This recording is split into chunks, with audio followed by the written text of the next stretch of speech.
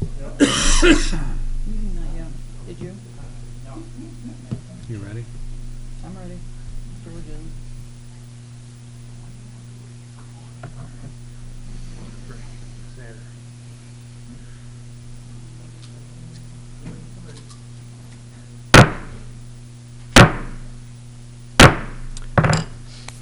Welcome, everybody. I call the City Council Committee of the Whole of October 14th, 2019 to order. The clerk will call the roll. Borowitz. Brereton. Here. Crawford. Here. Frank. Here. Freeman. McGee. Here. Porter. Here. Ratcliffe. Here.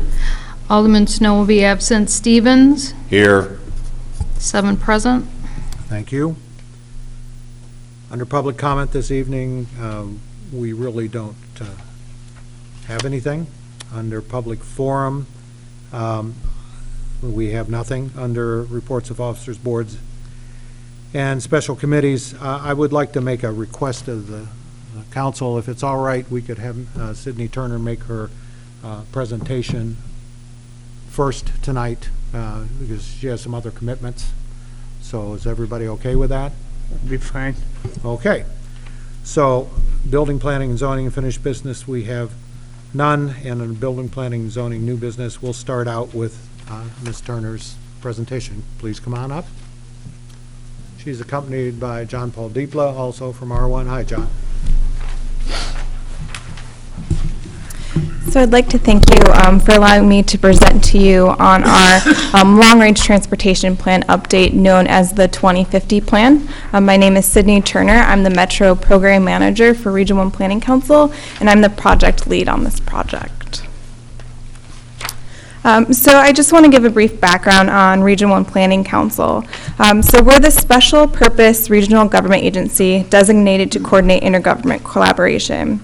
We were formed by an IGA between the counties of Boone and Winnebago in August 2017. Our board includes Boone, Stevenson, and Winnebago counties, Belvidere, City of Belvidere, Loves Park, Rockford, the Village of Machesney Park, the City of Freeport, City of Rochelle, Village of South Beloit, Cherry Valley, and Poplar Grove. And it also includes a variety of utilities, colleges, and economic development organizations. So specifically, one of the roles that we play is the Designated Metropolitan Planning Organization, or MPO. And the MPO is really focused on carrying out the federally mandated transportation planning duties within the region. Our region is approximately 440 square miles, and we make up the urbanized area of Rockford, which extends all the way out through Belvidere. The population total is approximately 331,000. And we are made up of 3 boards or committees. So the policy committee is served by the elected officials of Boone and Winnebago counties, cities of Belvidere, Loves Park, and Rockford, the village of Machesney Park. We also have the appointed leaders of RMTD and IDOT District 2 on our policy board. Our technical committee is made up of the 22 members.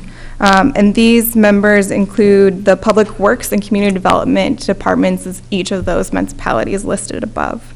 We also recently established an alternative transportation committee that specifically focuses on active transportation, so biking and walking, as well as public transit. And so here, what I really want to focus on today is the update to our Metropolitan Transportation Plan. And this is a federally required document that was last adopted by the region in 2015. It's a blueprint for transportation investment over the next 25 to 30 years, and it examines past trends, current condition, and future needs. It looks at the multimodal approach to our transportation system, so we're looking at active transportation, the airports, public transportation, rail, and roadways. And we look at both the freight side of these transportation systems as well as personal travel. An important thing to note about this plan is that it really looks beyond just transportation, as a lot of things contribute to how our transportation system works. So it looks at the population and socioeconomic characteristics of our region, the employment and economic vitality, different land uses and redevelopment or development, as well as environmental sustainability. One of the major updates to this plan that was not included in the last 2015 version of the document is the use of scenario planning. And so these scenarios are various elements that emphasize a combination of different elements. So it looks at key local factors, macro trends such as climate change, aging populations, autonomous vehicles, model projections, so how large will our region be in the year 2050, as well as what will our employment makeup look like. We also included internal and external subject matters in these development of the scenarios, and it looks at federal, state, and local policies. And it's important to note that these alternative scenarios aren't meant to be either or scenarios for our future. What will happen is we'll collect all this data through public engagement and presentations like this one, and it will create a preferred scenario. This preferred scenario will really create a vision for our region on what the year 2050 will look like. This preferred vision or scenario will help us determine what strategies and policies need to be put in place so that way our region does reach that goal. And so we focused on 5 various scenarios within this document. The first scenario is the business as usual scenario. So this looks at if the population and the economy continue to grow at the projected rates. So part of this one is the transportation investment focus is on asset management and maintenance. The growth patterns within our region will continue to likely follow historic trends and patterns. This basically means we'll have a more suburban growth along the edges of municipal boundaries with some redevelopment within central business districts. And due to this growth pattern, we would see an increase in commute and travel times, additional revenue needed for municipal services such as water, sewer, and emergency services. The second scenario that was developed is known as the green infrastructure. And so this scenario illustrates if extreme weather events and changes in environmental conditions result in federal environmental regulations. Some of the highlights of this scenario include investments are focused on creating a more resilient transportation system with a more robust alternative transportation network. Encouraging development would happen within existing urban cores and along major corridors. And due to increased flooding, new construction is no longer allowed within floodplains. The third scenario is the business is booming. So this scenario illustrates if key economic sectors within the region grow at strong rates, particularly in the manufacturing, healthcare, and transportation logistics sectors. So this scenario shows market-driven growth, which tends to lead to more sprawl, and as well as increased roadway capacity needs. This scenario shows higher rates of employment, which does lead to a higher overall disposable net income for the region. The fourth scenario illustrates what the region would look like with a focus on redevelopment and development along major corridors and with existing urban cores. So mixed-use development policies and strategies would be put in place to accomplish this, as well as transportation investment in system resiliency and maintenance over expansion. We would also see an increase in alternative transportation options, such as transit, due to higher residential and commercial densities. The final scenario identifies what may occur if there's a major shift trends, both statewide and locally, that would occur. Part of this would be a decrease in the population and workforce statewide, which leads to a decline in tax-based revenues and workforce here locally. Part of it would lead to a lack of transportation funding, and really the focus of investment would be on maintenance. Development outside of municipal service boundaries would be discouraged, and the changing population leads to less personal vehicle use and more alternative transportation options. And when we're talking about a shift in population, it would really be looking at maintaining the current level of population, but there'd be a shift in demographics. So we'd see an aging population, and we'd continue to see a brain drain, or the group of 20 to 25-year-olds leaving the region and not returning. And so really what we're asking for is for the public's help in determining what our future looks like. And so this is accomplished. We have a survey available online on our website, which basically asks questions that directly relate to the various elements within each of the scenarios.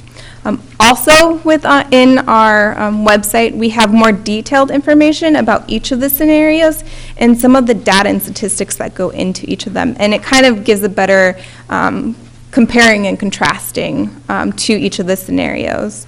And so we'd really like your help in just taking the survey, letting us know what your future for the region looks like. I'd be more than happy to answer questions. Questions? Anybody? Audience? Alderman? Department heads? Yes, Wendy. Do you already see a trend of people moving out of state, like out of Illinois, like they say? We do, yes. So tracking population changes over the past few years, we have seen a decline in population, and this is statewide. And a lot of that is due to just the current economy in the state of Illinois, as well as other factors. I would really encourage everybody here to write that down and take that survey, because all of your answers will feed into, as they compile the information, what we really want to hear from all of this is what you all think, and what you think is going to happen, what you want to see happen, and that helps guide where we need to concentrate our efforts with R1 into producing the kind of a community that you want and that you see in the future. Anybody else? Any other questions? It's fascinating stuff. Okay, well, thank you, Sydney. Thank you. Appreciate your time this evening.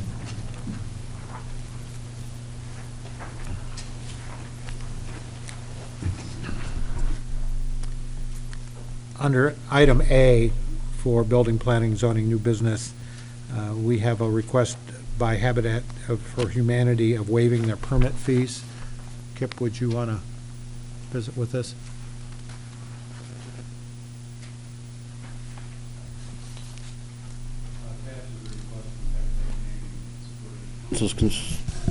Consideration to have the building and zoning permit fees waived for the construction of a new home at 531 East Locust Street. City Council has approved this request. The estimated fees for the permit will be $871. Council is willing to proceed with this project. I would recommend that the building and zoning fees be waived as has been done in the past. Motion to waive. I'll make that motion. Motion by Alderman Crawford, second by Alderman Porter. Questions, comments, or further discussion concerning the motion now on the floor? Hearing none, all those in favor signify by saying aye. Aye. Any opposed? Okay. Waiver of fees is voted up unanimously and be forwarded to City Council for further action. Under B, we had a request from Alderman Burton to talk about city code enforcement. Alderman Burton, the floor is yours. Thank you, Mayor. I just intended this to be a kind of a generic discussion about city code enforcement, what kind of issues we as aldermen see, if we think we're doing a good job, if we could do anything better, anything like that. And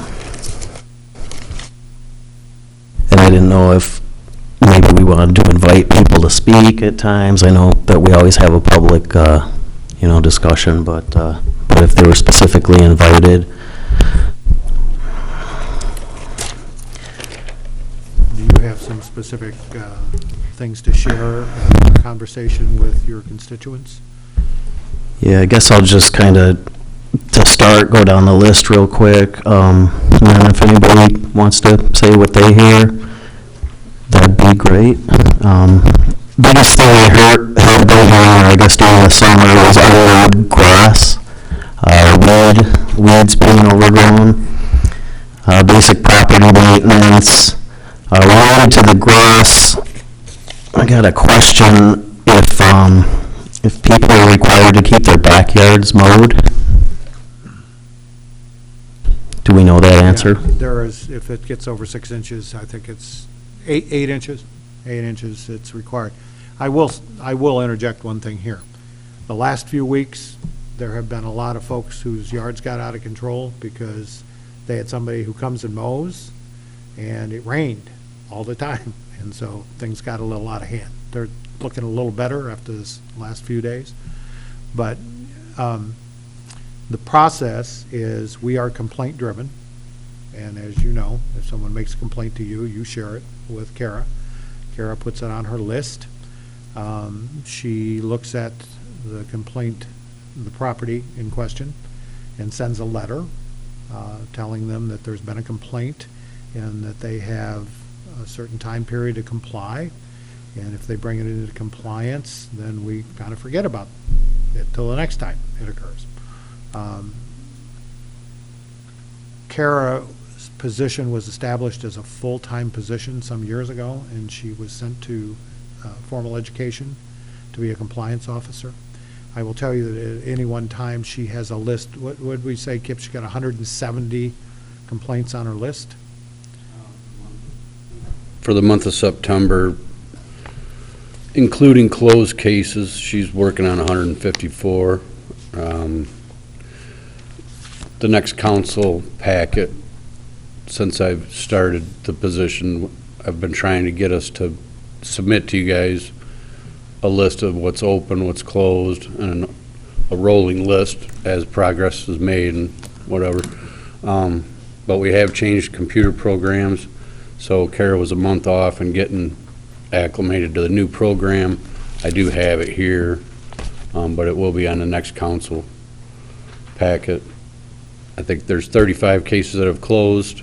She got close in September, so that leaves 120 that she's still working on.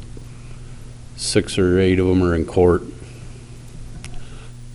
Typically, if she sends a notice out, they got time to close the citation. If not, correct me if I'm wrong, she can get issued a ticket. And then if it goes further than that, then we order it to be mowed. I believe we get one contractor that does all the violation mowing. I personally don't agree with that. I think we should have multiple mowing contractors to keep check. But it's an ongoing issue every year. Part of the job, I guess. Oh, and I think, and the council was participative in establishing the policy aspect of how we do this. And particularly from 2008 on, there was excess consideration given to homeowners because of the financial condition everybody was in, that, you know, they just didn't have the financial ability sometimes to keep their property up. And I would share this, because I do a windshield tour every day on the way to and from work, and I go a different way almost every time. The truth is, everybody that owns a home in the city of Belvidere is in violation of something. And it's the egregious ones and the repeat ones that we try to focus on and solve. Just the fact that, and I think the attorney, Drella, will share this too, is if they end up in court and they come in and say, well, you know, I just don't have the money yet, the judge is going to give them more time. And we try to, you know, be reasonable with people, but you have the same offenders over and over again. And so it's not perfect science. We don't have a lot of money to throw at this, and it's really one person that's trying to handle all of the complaints. Yes? And one thing I think it's important for this council to recognize, because as I look around the room,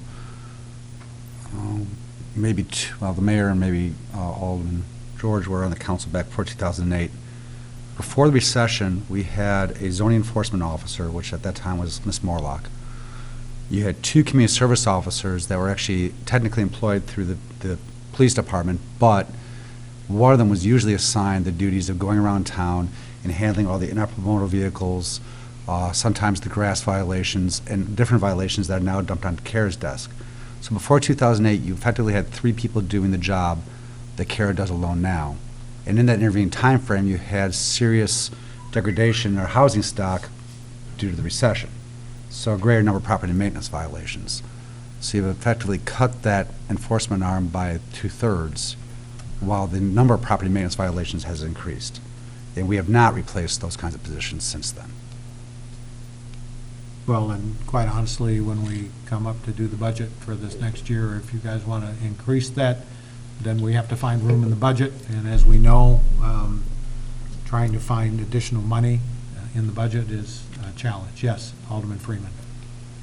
So the problem I see with the whole code enforcement thing is, I'll reiterate, as you said, nearly every homeowner is in violation of something. So because we don't have an officer that drives around writing down all the violations and multiple people able to address it, what it really boils down to is who your neighbors are. It's complaint driven, so if your neighbor complains, then you're forced to comply. If your neighbor doesn't complain, you're not. I mean, it's really not a fair way to assess code violations at all. Well, we used to have yellow pads. All the aldermen had a yellow pad. And when a constituent, like this, and if a constituent called you and made a complaint, you took the name, the address, the phone number, what the issue was, so you knew who complained, and then who they were complaining about. And then those got turned in at City Hall, and they were processed through our process.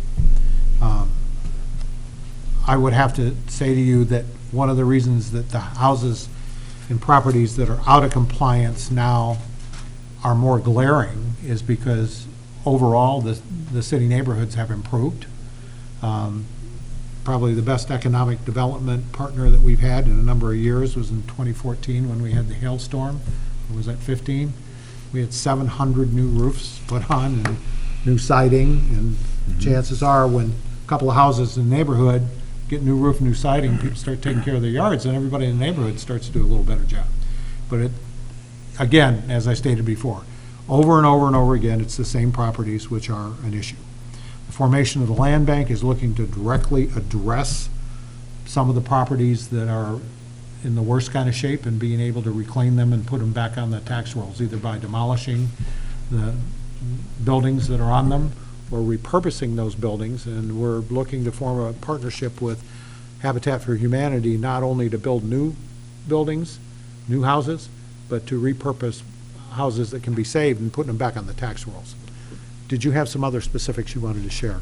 Yeah, just go down the list real quick here. Excuse me. A couple other ones. I hear about trucks going down routes that aren't truck routes, downtown specifically. I know other areas. Just like we were just talking about property maintenance, garbage, tires, furniture in the yard, abandoned houses, people running businesses out of their homes maybe, vehicles parked in grass, or just things I jotted down. And just for the record too, anytime somebody calls me directly and I contact Kara, honestly, she takes care of it right away. So I didn't know if anybody else had any issues they see, or anybody want to say what they see? Yes, sir. In Ward 4, we've got some truck traffic that I've been trying to take care of as an alderman, but I may have to get Chief Woody involved. It's the log of trucking companies that I've been keeping track of and been calling, trying to resolve the issue on my own. Doesn't seem like is working. So I don't know. Maybe Mr. Woody, can you tell me as far as how many citations in a month for truck violations for a non-trucking route? Off the top of my head, no, I can't. I would probably speculate that it's not very many because it too is complaint-driven. And I know I've worked with Alderman Frank on truck violations in the past. And, you know, it's a matter of timing. I mean, we've sat in certain locations that we've had complaints on for weeks on end and haven't been able to, see a violation ourselves. But then, the next day, we'll get a call from, a complainant saying that the truck rolled through. One thing that I would suggest is that if your constituents see a violation, call the non-emergency number, because going through an alderman, waiting to go through me, the delay a lot of times isn't the most efficient way to handle these types of complaints. Direct them to call the non-emergency number. They don't have to leave their name, just a vehicle description and what the complaint's in reference to, and we'll have an officer try and find that vehicle at that particular time. Keeping in mind that if they're delivering, that's going to be a valid reason for them to be off a truck route. License plate number and a photo of the truck might help too, if it's timely, but you can't go after somebody for something they did Thursday when you don't hear about it. It seems like the pattern is on Mondays mostly. Okay, yeah, I'll be happy to sit down with you, get an idea of what we're looking at, and maybe if you know who the trunk company was, if you've reached out to them and they haven't been responsive, maybe a phone call from the police department explaining what the consequences are going to be might get a little bit more response from them. Thank you. Anybody else? Yes. Yeah, I have a couple I want to add to this. I've had people ask about blackened windows on buildings, like the old executives spa. It's still black. If there's a ordinance on that, or if it's grandfathered in, that they can still keep their windows black. One is the loudness of the Zumba. They have the like shower curtains on their windows. These are just some of the violations that people are asking me about. Abandoned cars or cars on the front lawn, flat tires, inoperable cars.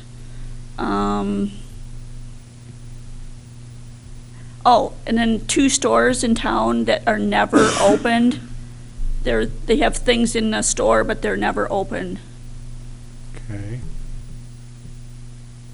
Well, I'm not sure that all of those are, or even the most of them are violations we can go after, but certainly the abandoned vehicles, inoperable vehicles, vehicles that sit in driveways have to have license plate, current sticker. I don't know, if a store doesn't open, I don't know that there's anything that you can do about that. As far as the darkened windows, Gina, you want to cover that? Specifically for the downtown overlay district, you can have a opaque film on the inside of the window. You're not allowed to put the plywood on the outside or paneling on the outside or brick up the outside, but you can do an opaque film on the inside. Hanging the shower curtains and all that, that's all that stuff that's taking place inside of a business, and we can't regulate how a business decorates. I mean, that would be like telling a homeowner, I don't like the color of your curtains, take it down. That's on the inside. That's not an exterior feature, so that doesn't get regulated.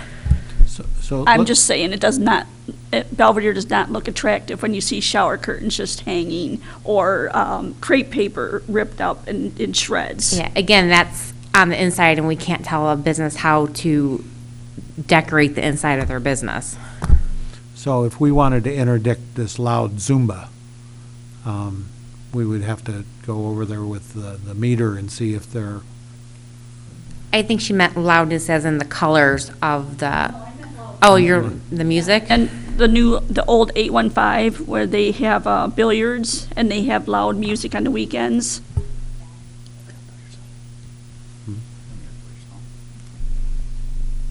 So that would be something we report to the police department, and they have to go over, and if they're in violation of the decibel level of the noise ordinance, we could be able to do something. Typically, with things like that, either Gina's department, Kip's department, Kara, police department, depending on where it falls. And the sooner the better, the more timely the report, the easier it is for us to do something about it. I had a couple of constituents on my street, 3 houses down from me, A week or so ago, they said to me, no, it's been 2 weeks, they said, people are speeding down here again. So we have, what, 2 speed trailers now? So we put the speed trailer down there. I don't know, I haven't seen the report yet. People speed on every street in town, and the speed trailer is simply a deterrent. It does give us some information when it's red. The last time speed trailer was on Andrews Drive, we had 100 mile an hour motorcycle that somebody wound it out all the way. But the point is, if you're not there to see it, to arrest the people, it's kind of hard to do that. So what we do is, and what Kara does and what she's been trained to do, she triages the complaints based on how serious the complaint is, how large of an effect it has to the adjacent property. You know, it's the worst things get taken care of first. I would agree. I wish we had a larger budget for mowing. We had a federal program 2 years ago that we were able to hire kids from low-income families and a supervisor from a low-income family that actually cut grass and helped seniors with minor repairs to their homes, because a lot of times folks get to a point where they can't, you know, mow anymore, and they can't afford to hire somebody to do it. That was called a sweep program, and there weren't dollars available this year. So we're looking at a different way to use federal dollars to possibly apply to that. So we do everything that we can. Alderman Burton's comment is very true. Kara gets on it right away. The minute she gets a complaint, she either goes and looks at it, or she brings it up on Google Earth and takes, you know, the view that way. The idea that we'll ever get to the point where we don't have violations, or that we can interdict every violation, is just not going to happen. But we do appreciate, particularly when aldermen take the time to drive around their wards and see the things that are egregious, that they have a question about, or that outright they know is wrong, and to share those with us. Because it's good to have you doing that to help us out, because those then kind of go to the top of the list. So, anybody else? Do you have anything more that you wanted to share? Well, I also want to say this is on the agenda because when I was running for office, people would make complaints, and at the time I just said, I promise I'll put this on the agenda, just a generic code enforcement, have a discussion. So that's why it's on the agenda, not to single anybody out or anything. Anybody else have anything? Yes. Yeah, I was just going to say about those blacked out windows. This was a long time ago, and I think I got it right. When you were alderman too, it was basically the bars that couldn't have the blacked out windows, so the police were able to see inside what's going on when they get a call there or something. Like I said, it was supposed to be a generic discussion, but I did hear a concerned voice last night that I'm just wondering, is there construction being done on that alley between State Street and Whitney Boulevard? There is construction being done in the yard. So we purchased a foreclosed home and have been diligently fixing it up for the better part of a year now. New windows, roof and gutters. We've removed bushes, trellis, and trees in the yard. Inside, we've painted every room, installed new counters, flooring, wall tile, and appliances.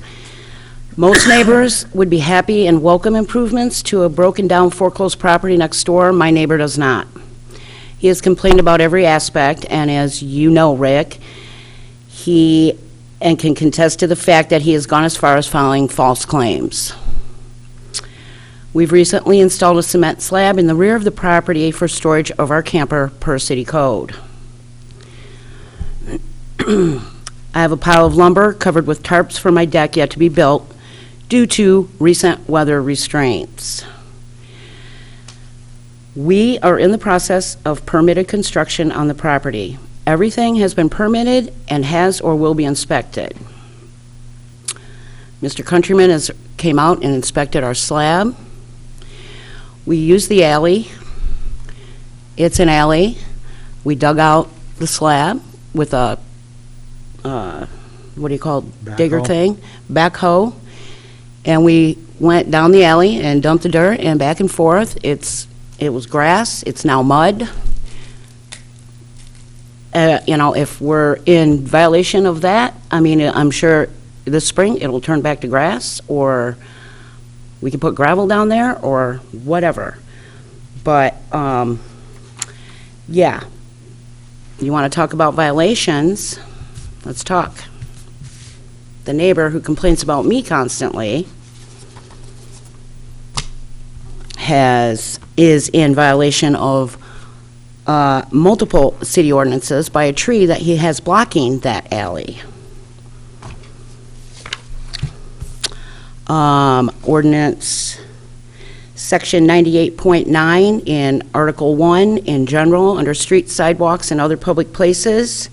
It's unlawful for any person to cause, create, or maintain any obstruction of any street, alley, sidewalk, or other public way, except as may be specifically authorized by ordinance or by the Director of Public Works when necessary in an emergency or in connection with any lawful construction, repair, or removal work.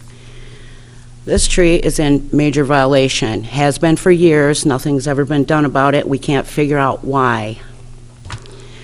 Also, Section 118-34, any tree or shrub that overhangs any sidewalk, street, or other public place in the city at less height than 8 feet or in such a way as to impede or interfere with traffic or travel on such public place shall be trimmed by the owner of the abutting premises or the premises on which such tree or shrub grows, so that the obstruction shall cease.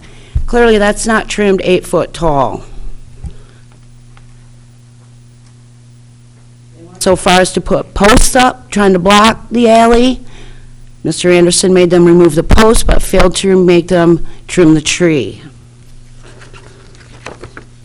These bushes, he keeps it trimmed on his side, but doesn't trim it on the alley side. There's just another picture of it coming in from that side of the alley. They've got no trespassing signs, so you can't even walk through there. The branches go all the way down to the ground. Here's the alley. The bushes on the right have been removed. We removed all those bushes. There's no more bushes there, and that's where we put our slab.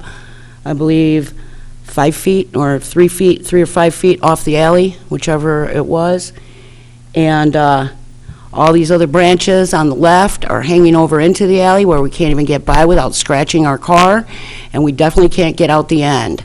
Our cement truck got stuck because it was wet. Had those trees been not there, they could have gone in that way, and it would have been fine.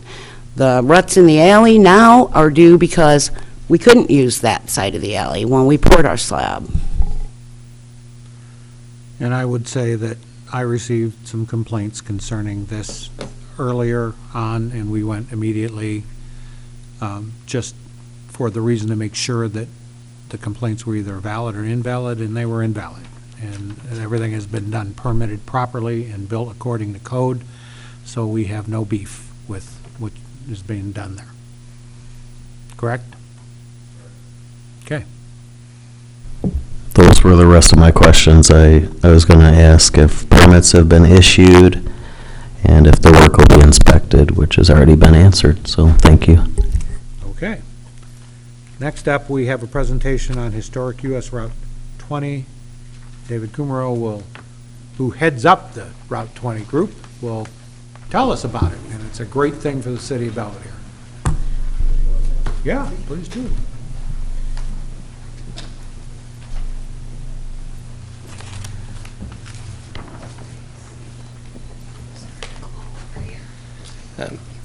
I'm Dave Kumaro. My wife and I, we own the Swift House over on Locust Street, and we really want to see Belvidere be progressive and be recognized how we enjoy it. We've all heard of Route 66. The TV made that popular, and we want people to hear about historic Route 20, which goes right through Belvidere. Actually, Route 20 is the longest road in the country. 2,300 and some odd miles continuous. Goes from, well, that's why I have a map, I guess. You can see that it goes from Massachusetts all the way to Oregon. And the sad thing is they didn't put Belvidere on as one of the dots, but we're going to change that the next time it gets made. But, so historic Route 20. In the beginning with cars, everybody, you had to get from one place to the next. And so people could make up their own route signs or call it their name. And so it was very confusing as cars and travel got more involved. So the government back in 1925 made it mandatory to have a consistent type of routing so that you wouldn't have to, so you know where you were going. So that's when maps came in. And that's when Route 66 and Route 20 were commissioned. So they're the same age. Now, Route 66 goes from Chicago to Los Angeles, whereas our Route 20 goes all the way across the country and cuts through us. So there's an association that's called the Historic Route 20 Association, by chance. And it's a young man in Massachusetts who has started this, and it's really interesting. And what we've done, we're on the Preservation Commission, and that's really how it got started, because we want to preserve the fact that Route 20 goes through the city. It goes right up State Street, it goes by the museum, and it goes by the library, it goes then out of town. So many things in this town are part of that. The Conservation District has property that's on Route 20. The Park District has property on Route 20. Of course, we said the museum and so on. And so there's a book that is there that they produce that has different cities and different interesting things. Gina has a copy of the Route 20 book. And in Illinois, it's only the DeSoto House in Galena that's really noted. And we think that there should be something for Belvidere on there the next time they print. So one of the things that the commission did, the Preservation Commission, in becoming members of this, was to see about getting signs that will show basically historic Route 20. And there's the sign that we ordered there. There's something on it, though. Yeah, there, that's the sign. Historic. Yeah. And so we bought how many signs? 5. And Gina's going to tell us where they're going to be, or maybe you know where they're going to be put up in town. They will be, so the original Route 20 is Logan Avenue to our downtown, up to Business Route 20, out to Rockford. So there'll be one on Logan Avenue at the entrance to town.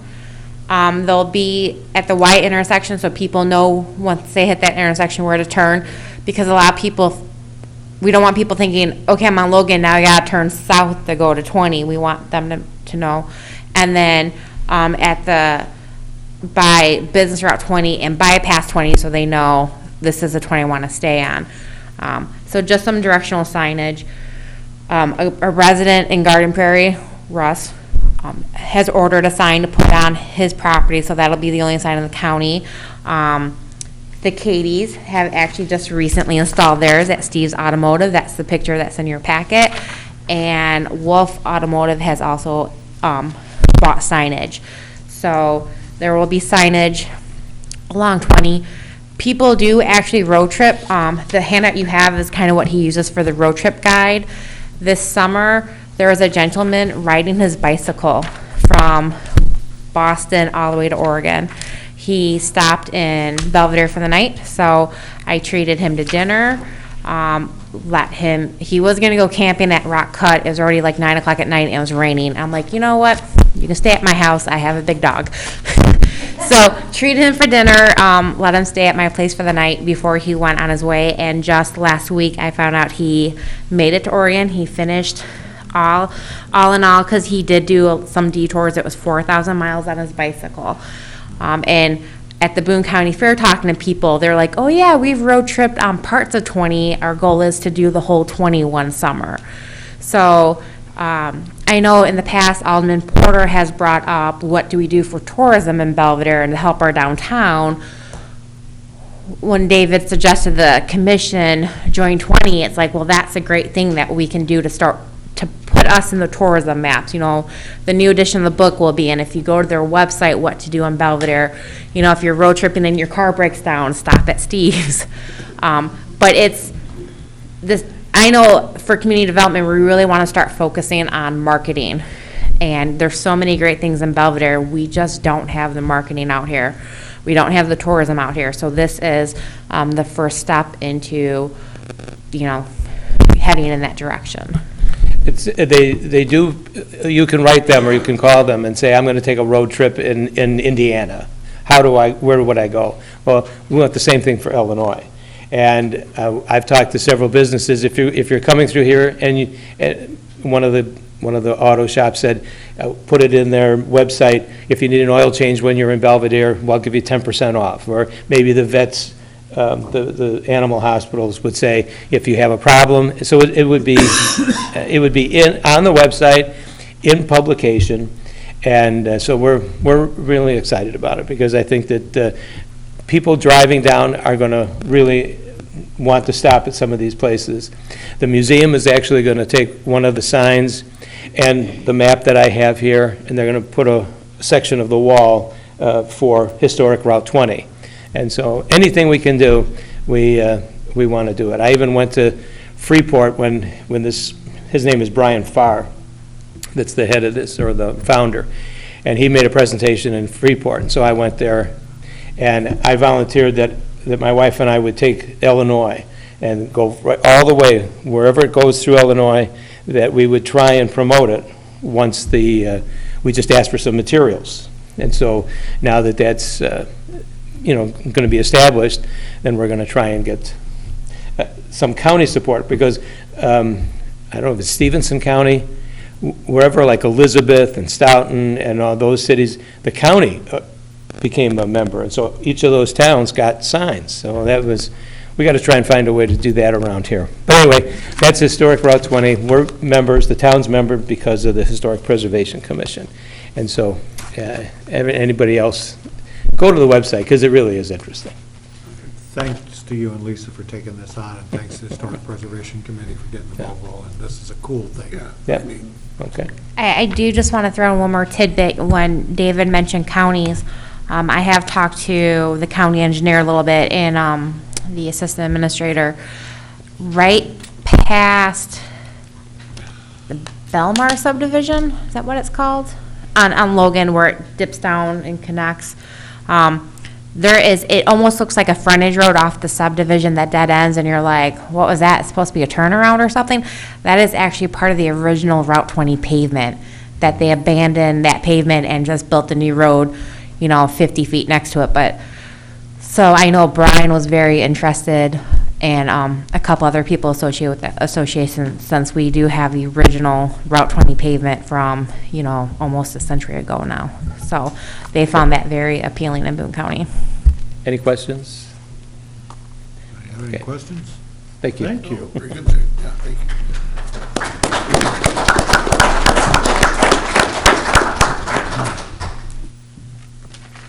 Up next, under number 3, Public Works Unfinished Business, we have the Logan Avenue Rehabilitation Project that was asked to be placed on the agenda by Alderman Frank. Do you have a presentation tonight, Alderman Frank? Oh, okay. But I just wanted to say, I have numerous people ask me questions about the Logan Avenue, because that's in our ward. And I think it was last fall or whatever, they thought it was going to be a boulevard or it was going to be 3 lanes, and I corrected them. But sometimes it just needs to be public so that everybody knows, because I'm trying to hush the rumors, and I think people would like to know. But I'm thinking we're going to have more motions, things that are going to happen on Logan Avenue, and if we could see the whole picture, it might be something that we would have the answers when people ask us about it. Well, as far as the lane designations and the design, that was talked about, like I said, a year ago now, where it was looked at the possibility of creating a 3-lane section with a boulevard, and that as you remember, the cost analysis was not as beneficial as what we thought it possibly could be. So the decision by the council at that time was to go with the 4-lane section. So that's, it's going to remain a 4-lane section. Okay, but then we had the appraisals of the 6 properties. Are there going to be any of those properties where they'll like raise the buildings that are in bad shape? Are we going to buy some of those properties? No, the right-of-way, the appraisals that we're having done is for, there's sections of Logan Avenue that has less than 66 feet of right-of-way. In order to maintain a four-lane section pavement and have your sidewalks on both sides and have enough room for ADA compliance of those sidewalks with the existing utilities, we really need to have that 66 foot of width. So there's approximately 8 parcels of property that we need to acquire additional right-of-way from to create that 66 feet. The additional property we are acquiring from any one property is anywhere from 6 inches to 2.5, 3 feet.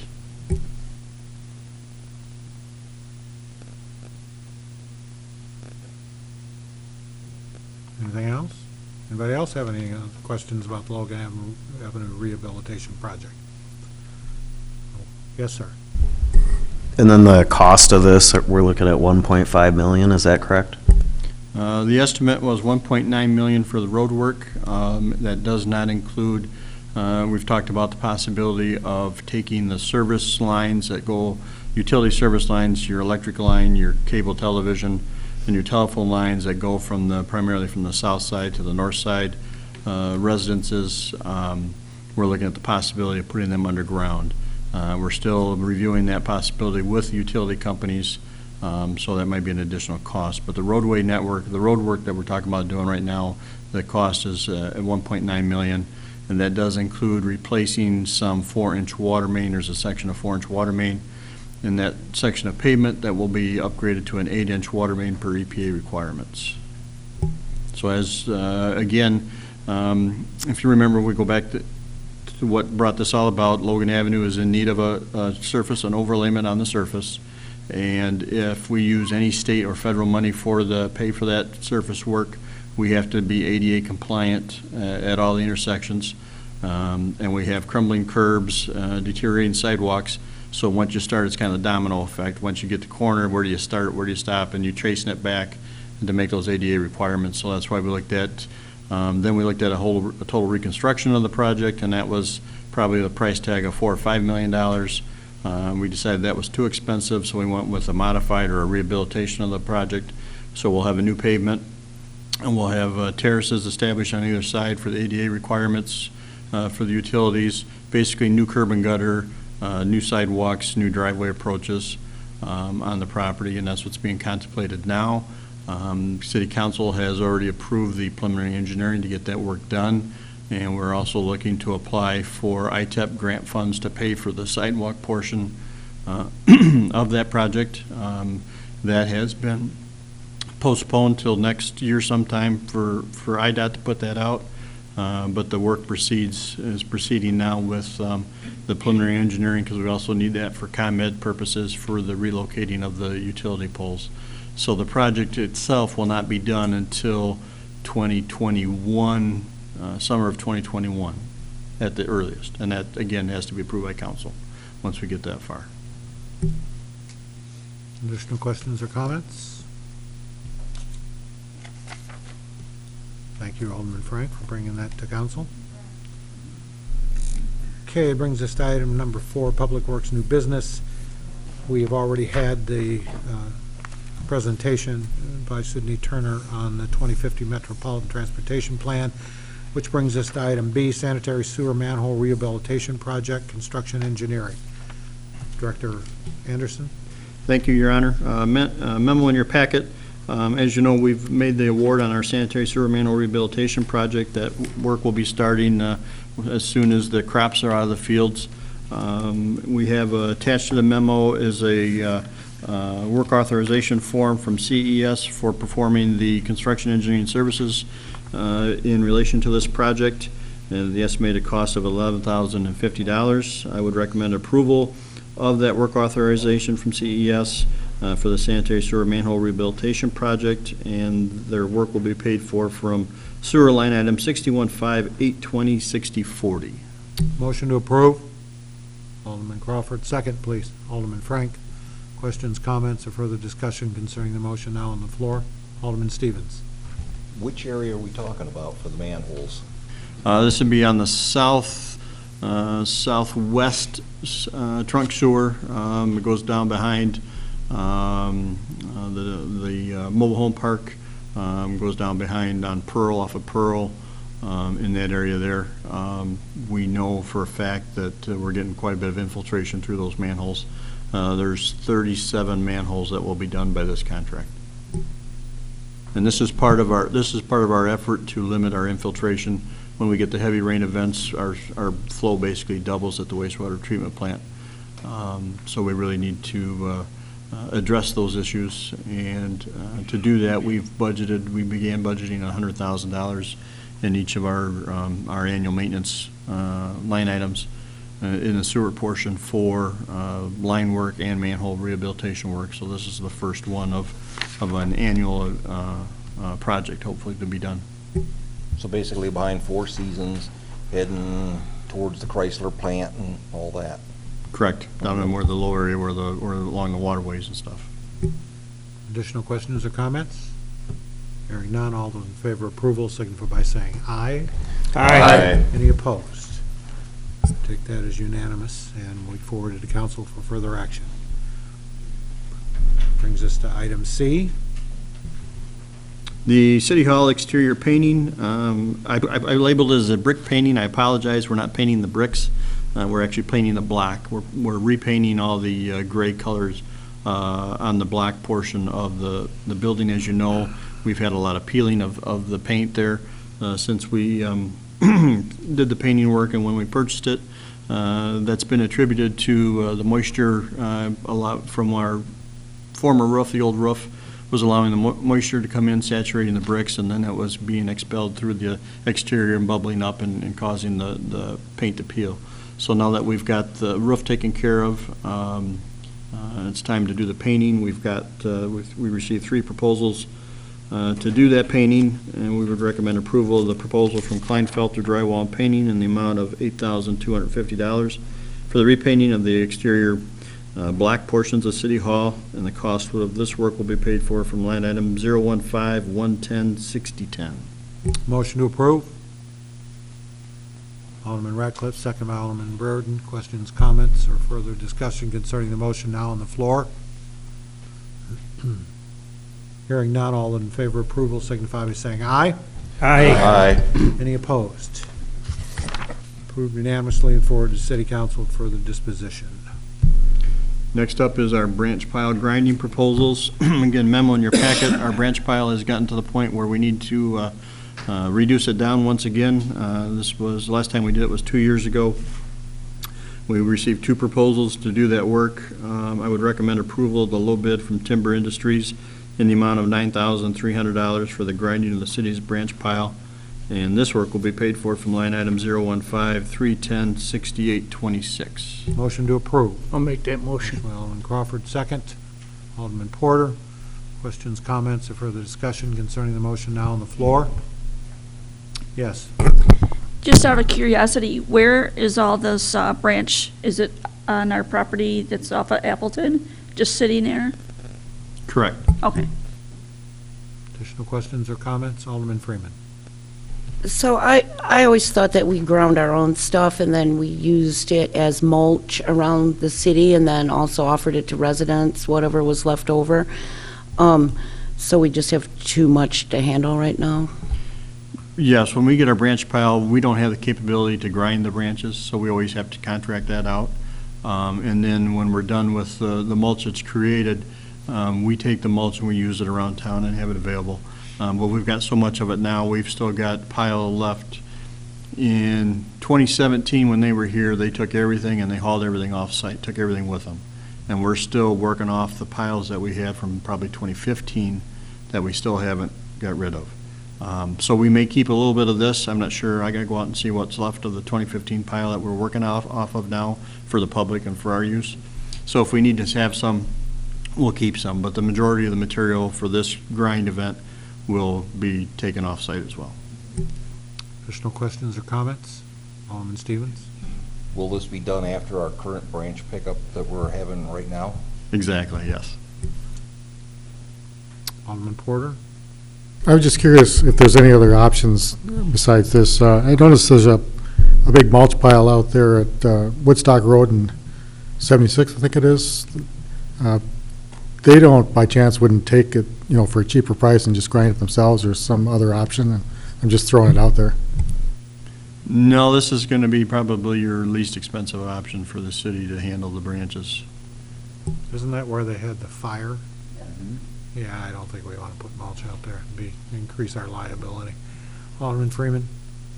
Yeah, just, I know we're doing branch pickup now, but when you guys came around, mine, there wasn't any really leaves had fallen yet and stuff. We're going to do another one after all the leaves are down, right? Well, we do branch pickups, we do twice. We do one in the fall and we do one in the spring. That's for branch pickup. We haven't started leaf pickup yet. Okay. Leaves are coming. You'll see the map on the leaf probably at the next committee meeting. We just were just talking about that today when we're going to get started with that. So it'll probably be soon that we do the leaves. Any additional questions or comments concerning the motion on the floor? Hearing none, all those in favor signify by saying aye. Aye. Any opposed? I would take that to be a unanimous vote. Be forward to City Council, final disposition. Next, item E, landfill number 1, groundwater monitoring. It's a 2-year contract. We sent out 3 bid packets. We received 1 bid back from PDC Laboratories in the amount of $6,327.20. I would recommend approval of that bid for the groundwater monitoring at Belvidere Municipal Landfill number 1 from July of 2020 until August of 2021. Motion to approve. Alderman Crawford, second, please. Yes, thank Alderman McGee. Questions, comments, or further discussion concerning the motion now on the floor? Yes, Alderman Freeman. So I think we have 3 landfills in Boone County. Can you just remind everyone on the council and at home which one we're talking about with landfill 1? Landfill number 1 is the old municipal, our oldest municipal landfill that was a Superfund site, has now been delisted. But unfortunately, once it's a landfill, it's always a landfill. So we are required and will be required going forward to do an annual sampling event out there. That's what this cost covers, and it's located in Spencer Park. Additional questions or comments? Yes, Alderman Stevens. Kind of related, the black pipe's been laying out there by the graveyard for quite a while. Isn't that forced sewer main that we were putting in? It's been laying on the sidewalk there on Appleton for over a month. That is a different project. That's the force main that's actually connecting the Van Epps lift station to the treatment plant. The boring company ran into some issues with their equipment, and when they started that bore, and they're still working on how to resolve those issues. So actually, it's a little different project. It's not connected to the line for the landfill is already in and it's been in. It's just no longer used. Okay, I'd wondered, because that's what I thought it was when I'd seen that pipe laying there by the Catholic cemetery there by the VFW. I thought, is that? And why is it still laying there? No, that's the pipe that's going to be the force main that'll go underneath the river. That'll connect, like I said, the force main that was put in along Appleton Road. When we did that for the Appleton Road project, we stopped it at the river. And what's going to happen now is it's going to go from the river to the treatment plant. And they have to fuse that pipe together before they put it in the ground. So that's what you see, that distance. That's why it's like that.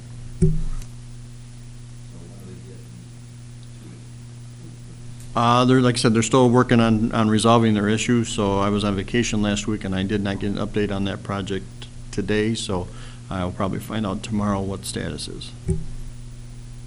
Additional questions or comments? Hearing none, all those in favor of approval signify by saying aye. Aye. Any opposed? Motion is carried and be sent to City Council for disposition, which brings us to item F. Street closure requested by the Belvidere First Assembly of God. And what is the date on that? Halloween for the 31st. May I have a motion to approve? Motion by Alderman Burton, second by Alderman Porter. Questions or comments? Hearing none. All those in favor signify by saying aye. Aye. Anyone opposed? Motion is carried. Thank you, which brings us to item number 5. I'll entertain a motion to adjourn the festivities this I'll evening. make that motion. Motion by Alderman Crawford, second by Alderman McGee. All those in favor signify by saying aye. Aye. Any opposed? We are now adjourned. Thank you, ladies and gentlemen.